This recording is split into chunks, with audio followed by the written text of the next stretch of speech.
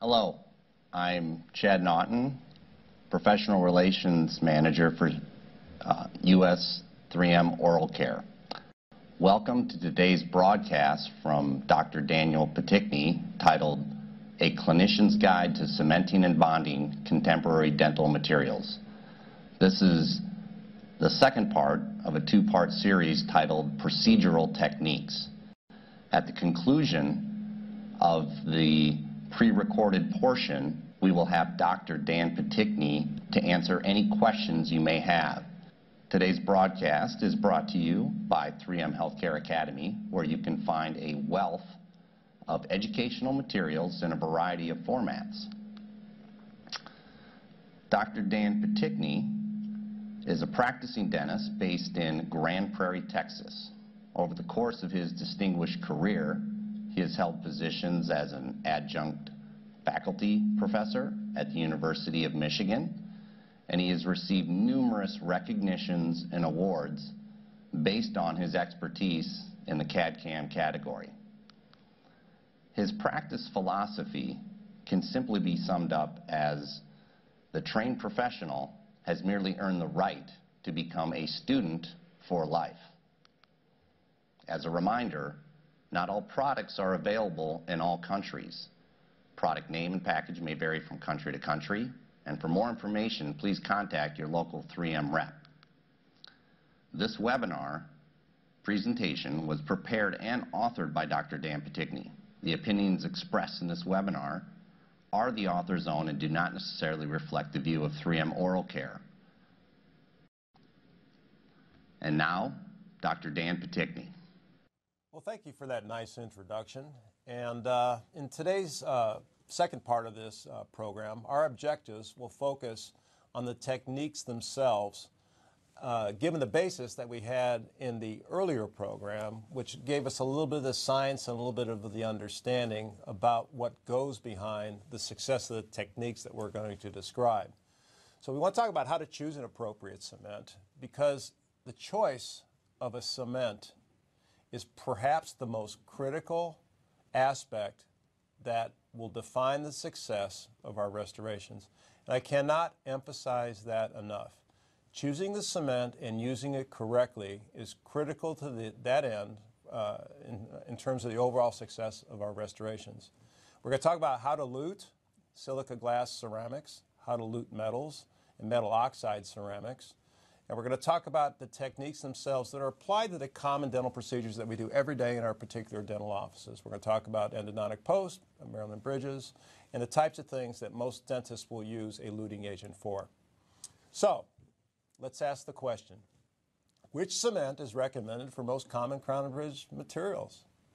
Well, in going back a few years, and for those of you who don't use glass ceramics posteriorly in the mouth, many dentists today are using typically either PFMs, they're using perhaps oxide layered materials such as zirconia layered crowns, for instance. You know, the cements have to be pretty much basic to that end. Now, there are a lot of choices out there, and I alluded to that in the first part of the program. It's a little bit of a repeat slide. But I think what we need to look at today is to have understanding the complexities of luting, and understanding the many, many products that are out there. It makes sense, I think, to look for a manufacturer that has a well-understood product line where one product typically complements the other and gives you a clear path or segue from one cement to the other for the particular cost that you have at hand. Don't let cost be a determining factor in what you do. It is true that necessarily the most expensive products aren't always the best products, but it is true that the cost for the development of products from the manufacturer standpoint has to be defrayed one way or the other. Quality is all about quality. So I would like to suggest that you focus on a manufacturer that at least has an what I call an easily understood product line. And I think if you do that, you're off to a very, very good start. Now, in my particular discussion today, I'm specifically going to talk about these class of products, and we're going to feature the 3M product line. This is clinically what I use in my practice. I find it easy to understand. Arguably, the first time I heard the Reliax nomenclature that came out there, it seemed to be a little bit confusing. But we're going to simplify this whole process to help you understand that we have a luting portfolio over here that will address virtually any condition that you want. I'm not going to focus on the polycarboxylates or the glass ionomers because clinically in my practice today I typically use the polycarboxylates for long-term provisionalization of my restorations. And understanding what the physical mechanical properties is really all about. Because you may have missed it in the previous slide, but if you took an arrow and went from left to right over here, you could see overall where the overall, if you will, adhesive performance of the material, rather, the luting agent tends to improve. There are a lot of factors that are associated with the choice of a cement, because the things that kind of come to mind over here, to me, one of the things we're concerned about very, very early on, particularly with the resin-modified glass ionomers, is the fact that they expand. If you look at the differences over here, the percentage, it may not seem like a lot, but it's a significant number when you're talking about 100, 200, 300% and more. The other things that we, of course, need to pay attention to are things like compressive strengths, because the luting agent, resin-modified glass ionomers, don't have nearly the compressive strength of, say, the product that you see on the far end. And this is really important to understand that in supporting a glass ceramic restoration, we need to entertain products or use products that will actually enhance the performance of the materials. Granted, there are high-strength ceramics that some manufacturers state that you can place with a resin-modified glass ionomer cement, but it's not something I'd recommend because it's going away from the objective at hand, which is to use the strongest material for the task at hand.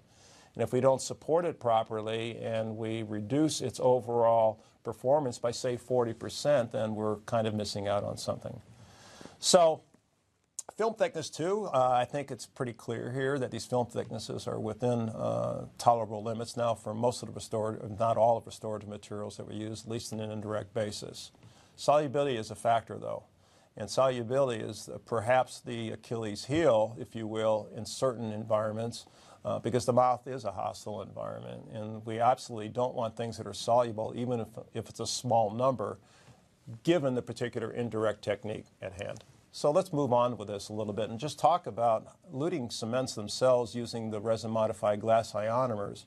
And this is really a technique overview and how I clinically would advise that you do things in your clinical practice that's proven, tried and true, not only, as they say, in my hands, which is really an anecdotal perspective, but is also in agreement with the manufacturers recommend and what other clinicians have experienced and done well with over the years. So let's talk first about metal, porcelain fused to metal, and oxide crowns, and using the resin-modified glass ionomers.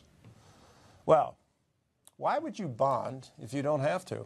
Now think about that just for a moment. Because as the level of desired adhesion goes in this direction, what happens when it comes to ease of use? It actually goes in the other direction over here. So my bias is that if you don't have to bond, and you get a good clinical result, then why bond to begin with? On the other hand, it's a misnomer to state that even the resin-modified glass ionomers don't bond, because they actually do have some level of adhesion both to enamel and dentin. A little stronger to the enamel side and somewhat weak, if you will, to the dentin side.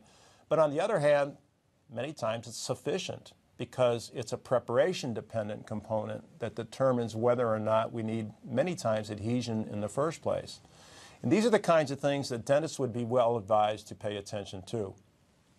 Because on one hand, the favorable aspect of resin-modified glass ionomer cements, they do have low solubility. They're much lower than, say, perhaps zinc phosphate and the polycarboxylates and that type of thing. But on the other hand, they're not totally insoluble. On the good news is also that today, with the resin-modified glass ionomer cement, particularly the ones that we're featuring here in this particular presentation, they're self-curing, radio-opaque. They do release fluoride, something that dentists have desired for years. Although there's not a lot of evidence that, fluoride accomplishes a whole lot. It's one of those, maybe, if you will, a bit of empirical things, but it makes sense. If you can put it in there, well, by all means, go ahead and do it. And there actually is some level of bonding, as I described. So I think, we're actually in a very good situation over here. Physical properties seem to be adequate and certainly much better in glass ionomers. Very low post-operative sensitivity. And the resin component obviously imparts stronger mechanical properties and performs a better marginal seal by enabling the lower solubility component. But on the other hand, these aren't restorative materials. You can't use this to seal a gap, typically, particularly a gap that's in function. It will not reinforce the material sufficiently, particularly if you're using a glass ceramic, or specifically if you're using a glass ceramic. And two, there is a level of technique sensitivity involved with it because these materials prefer a moist surface, much like we expect when we're using the primers and adhesives on the dentin themselves. And of course, there's a water absorption principle over time.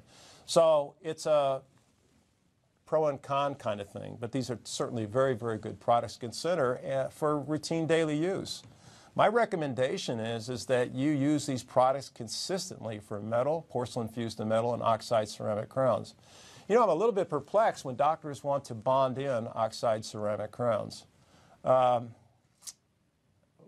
of the reasons simply is because of the fact there may be times that these are going to have to be taken off. And I think, and when I say taken off, removed, because retreatment is the most common thing that we do in a dental office.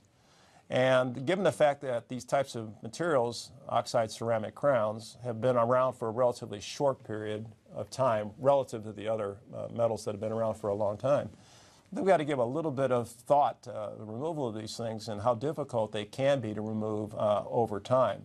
As we all know, cutting through zirconia is not the favorite thing you want to do on a given day in your dental office, although it's doable. So what I would encourage you to do is to understand that if you have a well-fitting restoration, which Christians have described as early as 1966 as 100 microns or less, you have a good field for operation, or you may not have a good field for operation. In other words, you have patients that are difficult to use, even in the best isolated situations, so you need a time-friendly type of thing. The bottom line is, if you have a proper preparation here, typically defined as what you see over here, about 4 millimeters in height and 6 to 10 degrees worth of taper, these cements are more than adequate to that end. Not only that, the materials that we're talking about here don't need reinforcement. They're self-supporting materials. They could function as well in terms of overall function with a temporary cement, albeit for the retentive element of it, as they could for this particular cement that we're talking about over here today. I see absolutely no reason in the world whatsoever to use anything other than this particular cement for that. But, it's not an ideal world, and I kind of understand that, because when doctors are asked to do a 6 to 10 degree preparation, what kind of preparation do you typically think they give you? Well, studies will show you it's about somewhere in the neighborhood of 15 to 20, because it's very difficult to see 6 to 10 degrees. Now, when it comes to marginal seal, we do know that these materials are really effective. And this particular product has been peer-reviewed. There's a lot of data out there that supports the fact that if you choose this particular cement, luting agent, if you will, for these particular materials, you're going to have a very high level of success. And it's going to do the job that you've enlisted it to do. And one of the features I do like about this particular cement is that it can be tack cured for about 5 seconds. And this is really convenient in terms of eliminating the excess that typically flows out over time. So by having this ability to light activate it, you can peel this away, as you see here in this particular slide, very, very easily, and it really minimizes cleanup. I really like the delivery system on these products because having this auto-mix-based catalyst, first of all, is very cost-effective, not a lot of waste that's done with that. And then you get really good bond values, better bond values, if you will, than the conventional glass ionomers. So facilitating this cleanup is very important. And the technique typically used for this particular product, which is the resin-modified glass ionomer, first remove the cement. And cement removal, and we're talking about provisional cements. In my world, I don't deal with a lot of provisional cements because I do a lot of direct chairside in my clinical practice. So it isn't something that I typically worry about as much as many clinical dentists who don't have a chairside protocol for doing indirect restorations at the chair. But leaving cement behind will also interfere, not as much perhaps with this, but it can interfere more with the adhesive approach if you don't get all the cement off the tooth. So make sure you have a cement that can be taken off cleanly and easily. Also, be sure that you have at least some control of succular fluids that are emitted from the sulcus, because they're contaminants, in particular blood. I'd really encourage you to try the retraction paste because it eliminates the use of cord, which many times has to be done with anesthetic because patients are sensitized to that fact. So the retraction pastes are really good. You can use a nice pumice slurry if you wish, just to clean off your preparation. Rinse the slurry off, or the paste if you have that incorporated at the same time. And just remember, though, that when you dry the tooth itself, just do not over dry it. 1 to 2 seconds. The tooth should have a little bit of a sheen to it. If the tooth doesn't have a sheen, you have an isolated field, you can wait for a little bit of time, and the pulp or the dentin will, or excuse me, the tubular dentin will emit some fluid a little bit and it'll re-moisturize itself. Just don't want to use a desiccated surface. Get your resin-modified glass ionomer cement out. Have your assistant fill the crown fully. I usually like to place a little of the cement on the preparation itself to bring cement and cement contact and avoid entrapment of air so you don't get that hydraulic push typically on the crown. But these materials actually flow quite well, particularly this one. Once you place the particular crown in place, you can go ahead and do your tack cure, use a sharp scaler, peel it away as you saw in the little video that came up a little bit earlier, and then wait for about 5 minutes, you get a full gel set floss, and you're pretty well done. Smooth off your margins, and you wind up getting a great result. Why am I a fan of resin-modified glass ionomers? Because many doctors today, for whatever reason, want to do a lot of bonding to implant abutments. And as we pretty well know today, any residual cement that's left behind may or may not be visible on a radiograph. And if it's not visible on a radiograph, perhaps, for instance, in this particular radiograph that you see here, it's on the lingual aspect of this particular implant, you know, the peri-implantitis can develop to a point to where it can actually produce the failure of that particular implant. And if you can't see these materials on a radiograph, it can be a critical issue for you. This is a chief reason why I really don't at all ever consider bonding any of these types of restorations to implants. First, because a stock abutment typically has if you use a stock abutment will typically have an ideal taper already associated with it. And it already will have an ideal height. So there's really no reason to consider anything else other than using a resin-modified glass ionomer. The fact of the matter is that cleaning up that residue is a lot tougher with the adhesive resin cements and the self-adhesive resin cements. So in my bias here is to just go ahead and use this product. If you need a little bit of extra retention, you may want to consider a little air abrasion on the implant body or the abutment itself with the cojet. And you'll get a much higher level of adhesion to that, even using the resin-modified glass ionomers. Just remember, though, to protect the gingival tissues if you use air abrasion in the mouth. So let's now talk about self-adhesive luting cements. And this is really one of my favorite categories of products because this is really, I think, been a game changer. I remember when the first product came to market, as I mentioned earlier, I was heavily involved already in bonding glass ceramics. I just didn't think it was possible to have a self-etching adhesive cement. And my thought was that if we ever had a product like this, it would encourage dentists to do more of the chairside ceramics in their clinical practices because arguably the techniques that I learned, which were 3-bottled systems, which I used up until this point in time, were arguably they took some time to use and they weren't the easiest things to accomplish. So this really stoked my coals, so to speak, and I really thought this is really a good way to go. And again, it was about 2004. So let's talk a little bit about the adhesive cementation just for the PFMs, oxide, ceramics, and metal. What do you want to use them for? As I mentioned, it's not my go-to, but there are going to be occasions where you're going to have situations, as you see described here, where you have preparations that are poorly performed, either always by another dentist, I suppose, or maybe even by yourself, or you're limited really to how much tooth structure you have, where a tooth has multiple pathways for displacement. So in a situation like this, you know, your tensile strengths and everything kind of come into play over here. And as a tooth goes into function, short preparations, of course, can be displaced more easily, as you can see here in the middle diagram. And as you can see on the graph on the left, it doesn't take too much of getting outside of outside the norm, if you will, for taper of a restoration before you lose a lot of the retentive element.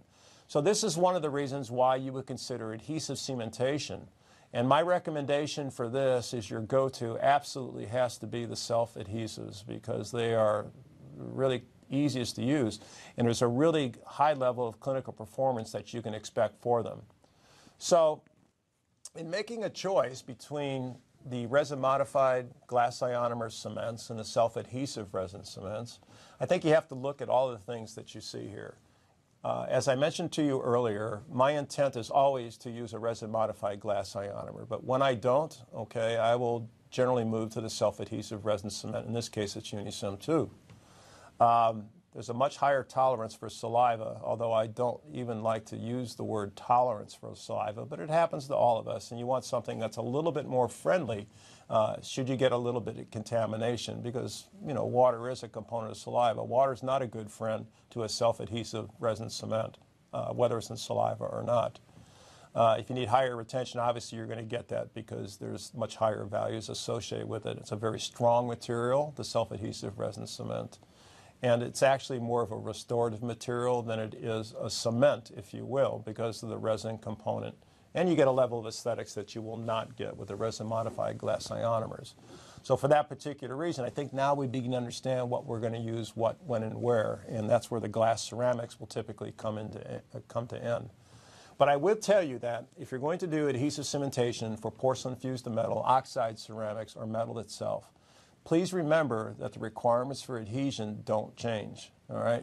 Please have an optimally isolated field, because you need that window, if you will, to create the environment that will allow you to perform the directed techniques without being, if you will, little beads of sweat coming up on your eyebrows. Your gloves are getting all wet underneath because, the patient is fighting you in the whole process. So again, isolation is the key here.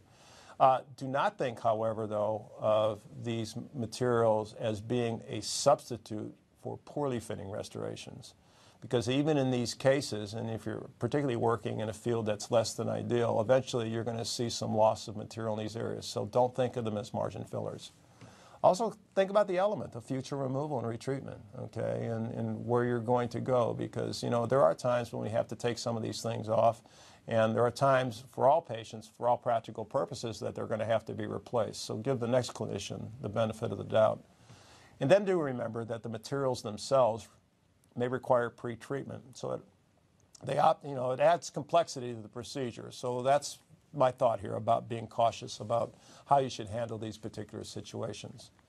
And when you look at outside ceramics and metal in general, please remember that phosphates are contaminants. If you need adhesion to the material itself, now we're talking about oxide ceramics and metal, that anything containing a phosphate will interfere with the adhesion to the material itself. And as you well know, phosphates are present in saliva.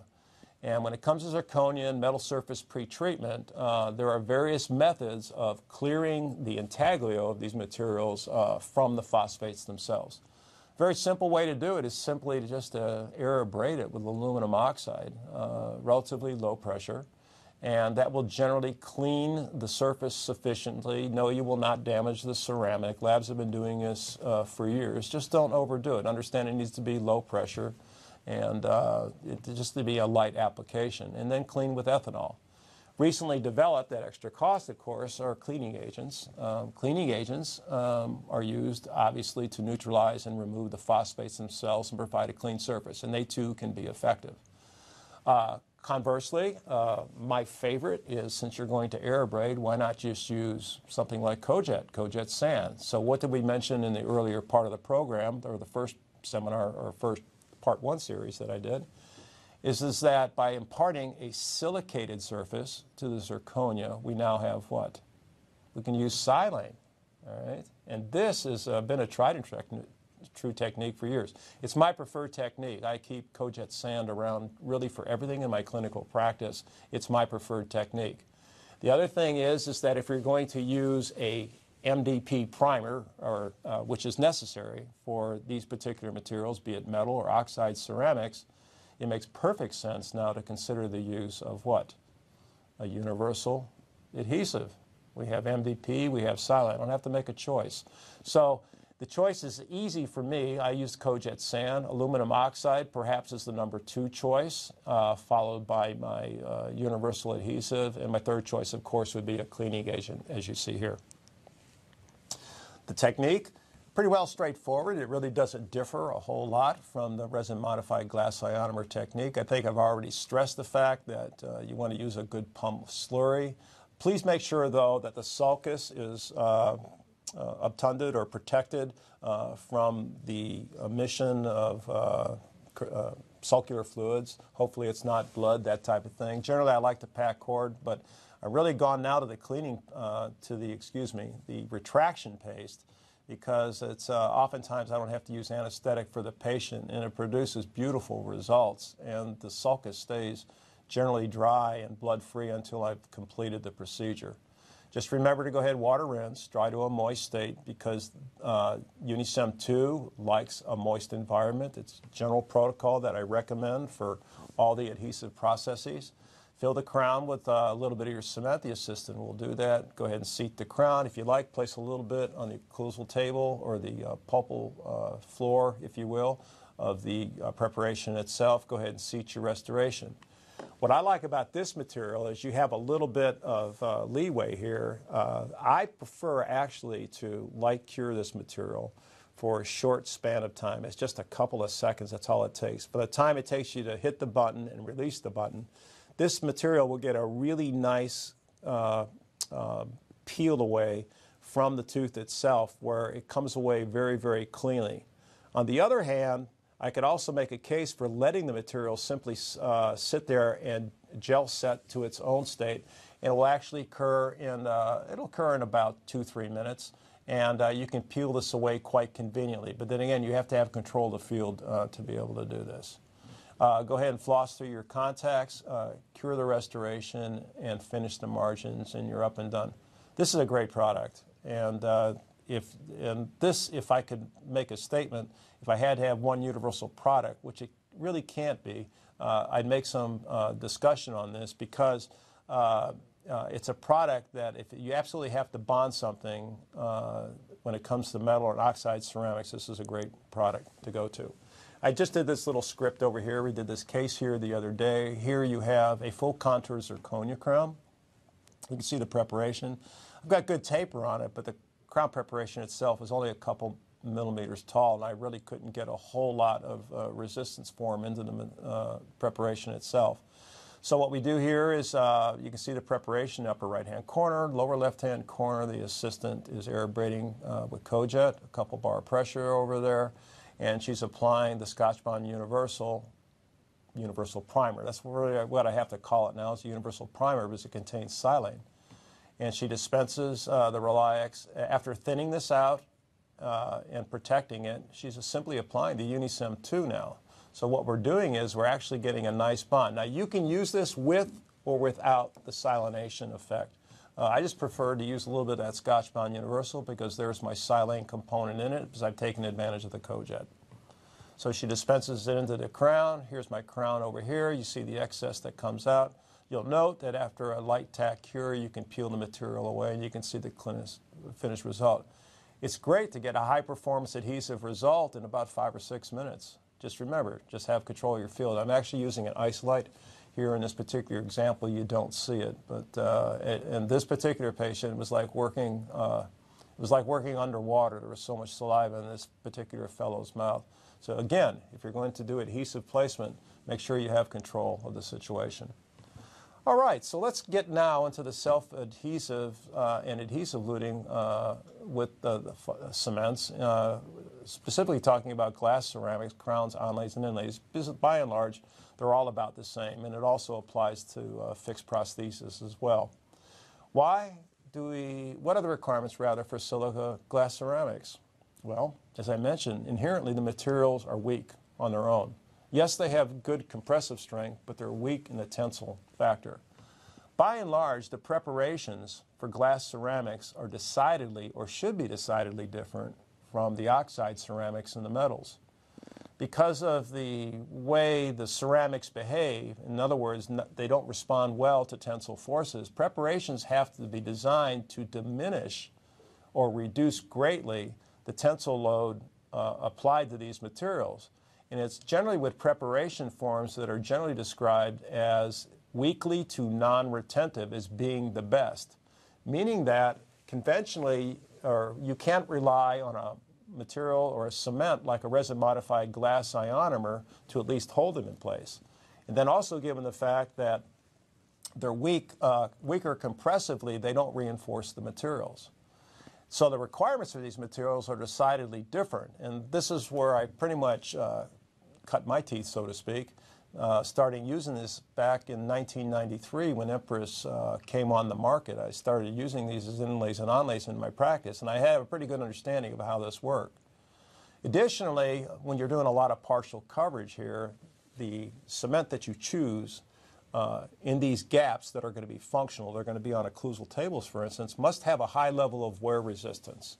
In other words, as a patient begins to function over time, the phenomena of submargination has to be accounted for, as a patient may have interferences and ditching may develop in these areas. So generally, cements with smaller particle sizes are going to be more wear resistant than the ones that have larger particle sizes, because as wear occurs over that surface, the large particle breaks out as a larger chunk, promoting the ditching. So it's important to understand that. And of course, you need something with sufficient working time, convenience, and something hopefully that's radio opaque, or at least enough to differentiate the cement from the restoration itself and see where excess may be a problem for you. So when I look at these silica glass ceramics and I look at the two cements, we have these two choices over here. I would much rather prefer to use at all times the self-adhesive resin cement, but I always can't do that because there are going to be occasions where I want a very high level of performance that exceeds that of the self-adhesive, although very close. These two products are very, very close. But by virtue of the fact that we're going to use a separate dentin conditioner, the bond to the tooth is going to be substantially stronger when the dentin and the enamel is addressed with this particular product. Additionally, the self-adhesive resin cement, although effective for much of what it is also going to have a lower bond to the enamel itself, and that's to be expected. So where high performance is desired, you're going to make a choice really between one of these two. And I'll give you my take on that as we move a little bit farther along. Mechanically, though, they're very close to each other in terms of their mechanical properties. And in the given clinical situation, particularly crowns, I think the self-adhesive resin cement could be an excellent choice for most of what you do. And this is a little table that I kind of put together here where I actually have some indications by way of description of what I mentioned just earlier about how I view these types of things. And as you notice here, for glass ceramic crowns, I see an equal level of performance for either one, primarily because glass ceramic crowns themselves have no wear component at the margin. The margin is typically in a position that's out of wear. On the other hand, when you talk about inlays and onlays, I think self-adhesive cements have proven to be, yes, appropriate or can be used, but I'm always seeking the highest level of performance, and I think most manufacturers will agree that it is an advantage to the clinician to phosphoric acid etch that enamel on those exposed cable surface margins and use a adhesive cement system as opposed to using the self-adhesive cement, although it is a viable alternative, and there are a number of studies out there that showed acceptable clinical results over time. When it comes to glass ceramic veneers, though, you definitely want a high-performance system that we'll describe when we actually go through the technique. Now, with these hybrid crowns, or these crowns, these ceramics containing some level of resin, and they're combined with ceramic particles, the manufacturer is a little bit different on that.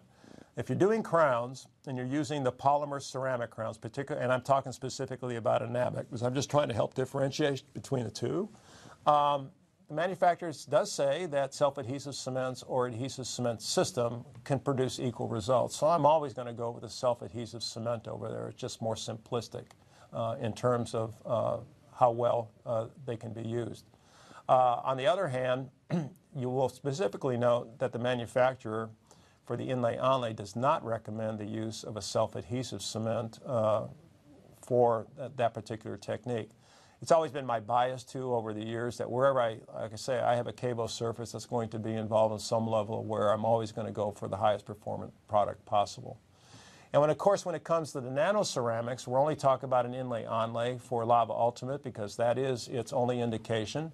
Cerasmart also has a crown indication. I'm really not going to discuss that because I think behavior they're going to be in the same situation.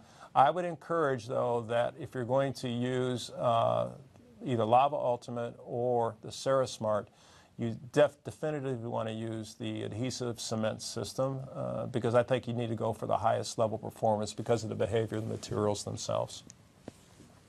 So, if we take a look at these two categories, we're talking about self-adhesive resin cements and we're talking about the adhesive systems themselves. It's quite clear here, we're now, by the way, talking about shear bond strengths because that's the other component. And what I want to say to you is that there have been a number of nice studies that have done out there. Jim Simon out of the University of Tennessee did a nice study here a few years back where he tried to look at a crown pull-off test utilizing the self-adhesive resin cement as you see over here. And the bottom line is that even though you see what appears to be a lower bar value on the left compared to the one on the right, at least in a crown pull-off test, in that particular study, most of the materials failed before they were able to be dislodged from the actual tooth themselves. So what it's telling you is that these cements actually have quite enough retention in all cases to hold the restoration in place. So you just always can't walk toward the biggest bar, which is a tendency of dentists. They usually want the highest value or the graph that has the arrow that goes up in this direction over here. They're both sufficient to that end. Again, you have to take the other factors into play. What is the type of restoration, the location in the mouth, that type of thing. And I think when we understand that, I think we see that we can make better choices. When you look at the adherence of the materials themselves, realistically, there's no difference. Here we have different classes of materials. We're talking about zirconia. We're talking about a very popular material, which is used by many clinicians today, which is a high-strength silica glass ceramic, which is the Emax CAD. And you're talking about the most commonly used material chairside still today, which I use a lot of, which is essentially a lower strength silica glass ceramic. I use a lot of the Empress in my clinical practice, and we've never had dislodgement from the standpoint of not adhering either, actually quite honestly, to the restoration. And I'm trying to think to teeth. If I have a tooth debond, it's usually a technique error on my part. I just can't fault the materials. And generally, I've been able to identify that it was a technique area because there weren't a whole lot of restorations I really had to address in that regard, so they're pretty easy to identify. Okay, so let's talk about this just a little bit. I made just a little bit clinical flow chart over here just to help you understand a little bit because these materials, the differentiation now between these nanoceramics, the polymer ceramics, I know it's a little fuzzy. Nanoceramics are actually more composites than they are ceramics, but they have the favorable attributes of both, and they are gaining popularity and definitively have a place in clinical practice. Just understand that the surface method for the treatment of the intaglio does differ from that of the glass ceramics themselves. And from now forward, where I have things like pre-treatment with a silane or NBP, my preference is now simply to identify the universal adhesive as the material of choice. You could use silane or you could use, for instance, Scotch-bound universal, knowing that it has silane and MDP in it as your universal agent with equal results. But the cements do differ. The general recommendation is I advise adhesive resin cements in most cases, nearly all cases, if you will, with the hybrid ceramics, nanoceramics. that type of thing. So we did mention this a little earlier. Just keep in mind that when you first start to treat the surface, pre-treatment is going to involve etching with hydrofluoric acid. It may be 5%, 9.6%. I haven't seen any data that supports one as being more effective or worse than the other. So for all practical purposes, we consider that a moot point.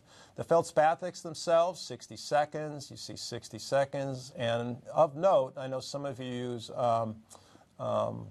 materials like obsidian. Obsidian's obviously a little bit different. It's a lithium silicate. They only want a 10-second acid etch. Just remember that you can damage the product and defeat the purpose of the micro-retention if you over-etch the product. The other thing I would recommend is that, you know, when using acid, it makes perfect sense that if you're going to etch something for 10 seconds, it stands to reason to rinse it for 10 seconds. Now, I know 60 seconds would be a longer time, but I would err on the side of caution on that. Always rinse copiously and vigorously for a longer period of time than what you think anytime you use acid anywhere in the mouth, be it on the tooth or on the restorative material itself. So with this particular situation, you're going to do your etching. Here I use a little yellow etch that comes from Ultradent. We apply, okay, rinse for 15 seconds, air dry, and then apply the universal primer containing the silane over here, and let it react for 30 seconds. Air thin, and you would treat the air thinning as you would air thinning on the tooth. Simply set the material aside and light protect it. Please do not cure. We see some clinicians that kind of get a little bit mixed up and they'll cure the surface. You don't want to do that. You want to let it react sufficiently and flow properly so you don't develop any type of pooling and prevent seating fully of the restoration itself. But again, my go-to for my universal primer will be that contained within the Scotch-bound universal itself. So it brings up the question, self-etch, selective etch, total etch. How do we want to do this? Well, kind of made it a little bit simple. As I mentioned earlier, let's first talk about total etch. I'll choose total etch literally every time I can find it because it's a very reliable technique. I'm never really worried about pulpal sensitivity unless you get in some of those situations where you know you are very close to the pulp. Just remember that younger patients have a greater capacity to reverse a pulpitis sometimes than the older patients do, because older patients' teeth will generally have a longer treatment history or more, you know, in other words, a number of insults over time. So you have to take those things kind of into play. I see absolutely nothing wrong with using self-etch where you have no enamel available whatsoever. And it makes absolute perfect sense to do it with many of the crowns that you're doing, because when you do a total etch on the crown, you're always going to run the risk of getting phosphoric acid on the soft tissues. And as you know, when you get that in proximity with the tissues, you're going to induce some bleeding, because even the primers themselves that are using these products can be reactive to the tissues and induce some bleeding, but phosphoric acid is particularly nasty. So for good reason, I typically will choose a self-etching method. On the other hand, selective etch works great in just about nearly any case where you have any level of enamel present, because it gives you a lot of the benefits of a near effective outcome as you would with a total etch with very little risk of sensitivity.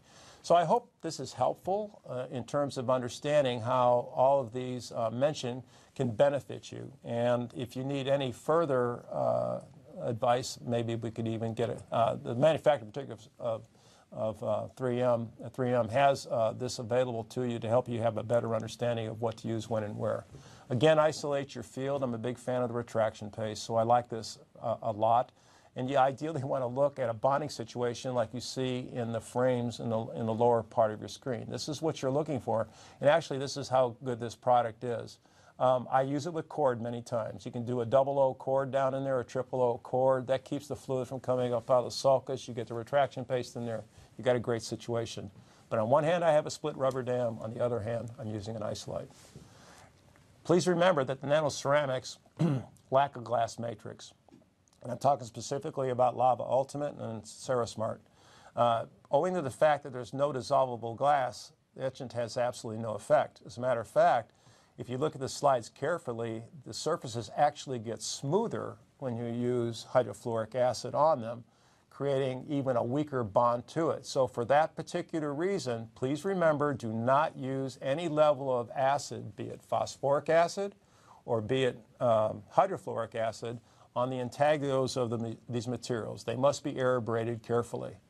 So as I mentioned here, no red acid, no yellow acid, no blue acid on these things. Again, aluminum oxide is the recommended method, so cojet is nothing more than 30 microns of aluminum oxide coated with silica.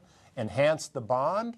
If you're going to use aluminum oxide, why not use cojet sand? And it's my go-to for what we do. Just remember that when you use cojet sand on this, keep the pressure at 2 bar, which is about 30 psi. So check your operatory air. And always remember to keep the tip about 1 centimeter from the surface and as perpendicular to the surface that you're air abrading. It should have a matte finish when you're done. So let's take a look at an absolute, I'm going to narrate over this a little bit over here. And it shows you the basics of placing a couple of inlays as you see over here. In this particular situation, the etchant is being applied. Rather than brush it on, think about the Ultradent applicators because they're very convenient to use, and hydrofluoric acid is really caustic. You notice that it's a one-handed bottle operation over here, and it's a flip-top cap, so that's why the product stays stable over time, and it's very easy to use with one hand. If you can carefully apply this material, it's almost kind of hard not to carefully apply anything to this small of a surface, but this stuff, when it gets on any surface, things stick to it, even the teeth next to it, so it's a very, very good product. Cover it with light and set it aside, or cover it with a light protective covering and set it aside. And then get your material out, and in this case it's green, so I know that this is going to be Rely-X Ultimate. And they have some nice tips that you can put on this that will get into smaller areas if you need, or have angles to them, or straight tips. Clean your restoration over here with some pumice. Rinse it real well. And this is going to be a selective etch technique. And that green thing in the background is a rubber dam. I don't know how you can do these things reliably without this level of control over here. It's really important. Rinse thoroughly and with a good strong stream of water. And at this stage of the game, we're going to rub this in. Now, I use the word rubbing it in. Believe me, there is a definitive drop in bond strength if you don't rub it in. They're using an heated air dryer here. Operatory air is just as good. Just make sure it's moisture-free air. And the cement is going to be applied to the cavity form. Coat the surface entirely. Seat. I like these little pick sticks for seating these restorations. There we go. Okay, once they're seated, take a little scube, these little pellets, if you will, sponge pellets, wipe off the excess. And if you want really pristine restorations, after you floss through the contacts, and again, you have to reason with me that you got to have control of this field over here to do this kind of procedure reliably. This is what keeps doctors away from doing this.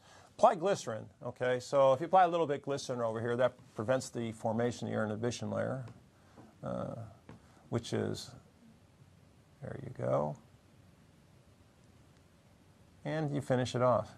You really, really get a nice result over here. But again, this is greatly aided by just simply having control of the field. I didn't go over that particularly, but there are ways of putting rubber dams on very effectively in less than 20 or 30 seconds if you go back and you look through some of the manufacturers, what they have available. So just taking you through the workflow again, this is what we do.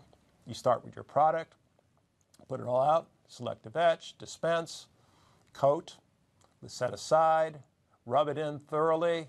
Again, what's your key for judging quality of bond? You're going to get what you get. Just make sure you do what you're supposed to do. The glossier, the better. Fill your restoration, seat it. Even excess should flow out. And as the even excess floats out, you have two methods of doing this. One method is to let self-set and I have some some colleagues who are good friends that prefer to do the self-set method and just peel it off. The self-set really only works if you got control of the field. On the other hand, you can do a light activated gel set, but again, you better have good control of the field to be able to do that. Either way, you can peel off the excess conveniently. You can just kind of clean it up a little bit by rubbing off the cable surface over here. Go ahead and light cure and you get a great result. And if you'd like to use the air inhibition layer or preventive, the Deox is what I use. I use that little Ultradent product. You apply it to that. But generally, if on an inlay-onlay, when you finish off the cable surfaces, you're going to remove that air inhibition layer anyway. But it's a nice feature if you feel like you need to use it. And then go ahead and finish your margins after you use the light cure. Now, this is oftentimes overlooked. And in overlooking this, it's underestimated as well, because in studies where they've taken a number of clinicians and asked them to bond, the ideal curve, as you see over here, would look like what you see. But this is the results they got. So what does it tell you? Lights matter. All right? And lights and the level of polymerization you get is going to be determined in the overall performance of the adhesive interface. Understand that not all lights are created equal. I generally don't like to sit up here and just recommend one product from the other. I've had a number of lights in my clinical practice. I look for a light with a well-collimated beam, and this is what I use in my clinical practice. Good collimation means that I'm going to get effective curing. You can see there's some differences here from one light to the other. So take a look at your light and evaluate it. And also remember that materials are an impediment, the thicker they get, to the transmission of light.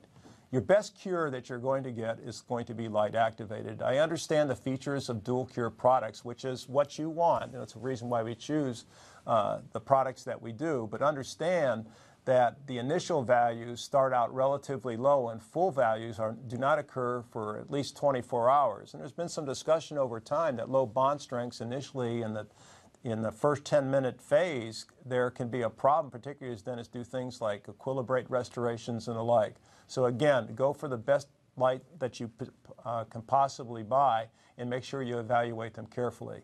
Procedurally, when you talk about Maryland bridges, these are the things that are potentially the most technique sensitive because retention is the imperative when using this technique.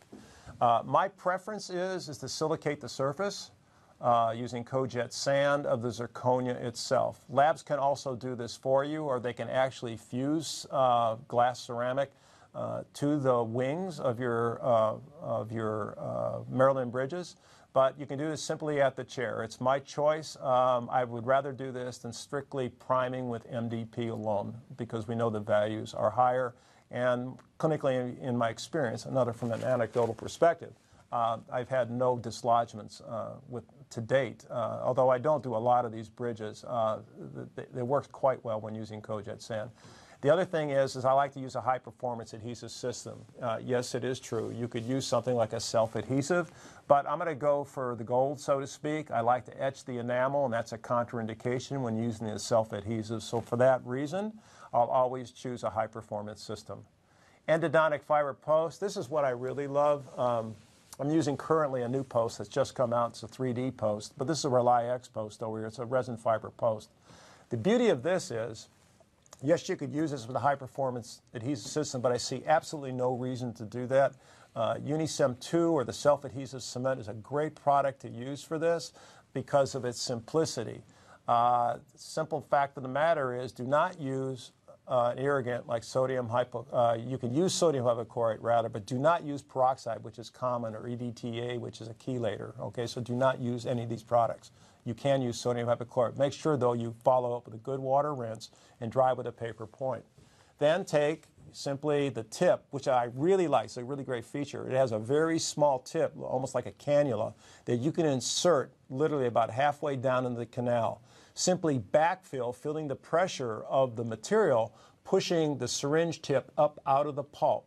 And once that happens, now you'll be able to place the post itself, take a pellet, an applicator tip, dab the excess from around the canal orifice itself, and cure right through the post. And you've got a solid situation where you can do your core buildup over top of that.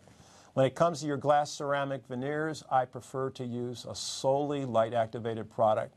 This is what I use in my clinical practice because it gives me the flexibility of cure on demand as opposed to an auto cure mechanism. The features of this particular cement that I truly appreciate are the reliability of the try-in paste to duplicate the final situation I want to get to.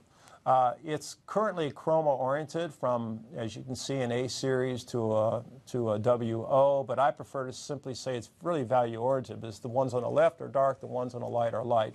And given a relatively thin veneer, you can influence the shades sufficiently to produce the desired effect that you like. And when you look at this, they perform very well in terms of marginal seal, which is imperative because in the front of the mouth, the last thing that you do want is staining in these particular areas on patients that spent a good chunk of change on getting a good cosmetic or aesthetic result. The veneer delivery is essentially a four-handed technique. Again, on the assumption that veneers are being placed on primarily enamel, which is the basis for their performance. We're going to etch as prescribed, rinse well for 10 seconds, dry again with pellets, and you scrub the material in. Okay, air thin for as 5 to 15 seconds. By the way, I make this point. The manufacturer may say 5 seconds, but you should observe under air, and I use actually loops when I do this, because I like to see the flow of the material. When it no longer flows, then I know the solvent's gone and I have the optimal surface for bonding. All right? At that point, apply your Scotch-bound universal. The assistant usually will do that for you. I have it actually a two-step over here, like a Texas two-step. On one hand, the doctor does 1, 2, 3, 4. On the lower part of your screen, the assistant is taking care of this.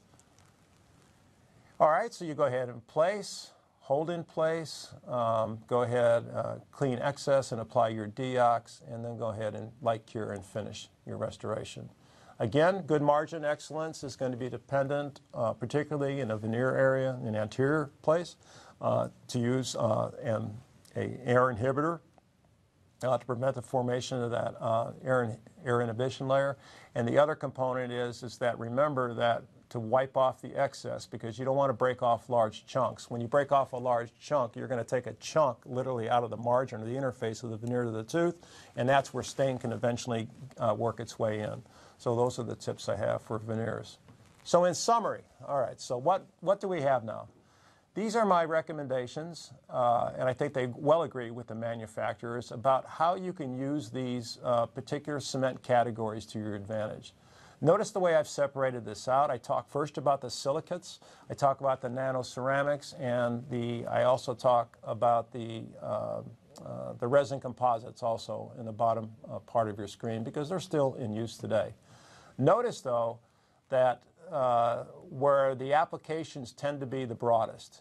The applications tend to be the broadest with the adhesive resin cements, albeit with the, if you will, the idea that it's going to take you a little bit more time and a little bit more complex. But generally, your highest level of performance is going to come from that.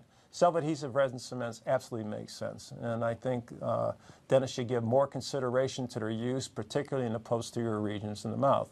And of course, when you get to situations where you want flexibility, you have relatively thin materials, light curing is the way to go. You know, in Europe, for the techniques that I use posteriorly, many dentists in Europe do not use dual cures in the posterior region of the mouth. They really believe in light curing only, which is really where I started out with. It was really only a light cure principle. But as you can see, you have flexibility with 3 classes of products that can absolutely perform to your standards. Now when you separate it off and you look now at the metal-based and you look at the oxide ceramic, it's quite clear that you have a tremendous amount of flexibility. But my go-to is always going to be what's the simplest, that takes the least amount of time for the desired clinical outcome. And generally, I'm going to rely on the resin-modified glass ionomer cements to do that for me. So, in summary, here's what we have. You have red, yellow, and green. You have good performance, I'd say even better performance, and you have great performance. Would I separate them necessarily in that way? What I would say, if you want to go for the gold, the bottom for the technique and the material at hand is really where you're going to want to be. Unicem 2 probably offers the most versatility of anything, because you can bond, you can almost treat it as you would a resin-modified glass ionomer, given the fact that the time component associated for the use of either two of these cements is going to be relatively the same. So you feel like you got to have the bond and you take a belt and suspenders approach to that, that's going to be your go-to. But in truth, understanding now is required of the materials with proper preparation forms and for the task at hand. Resin-modified glass ionomers have, they should be a staple in your clinical practice. So, summing it all up, I would simply say to you that you've got the product, I've given you the overview, but focus on a repeatable technique. That will give you a consistently predictable outcome. Thank you very much. It was good being with you here today.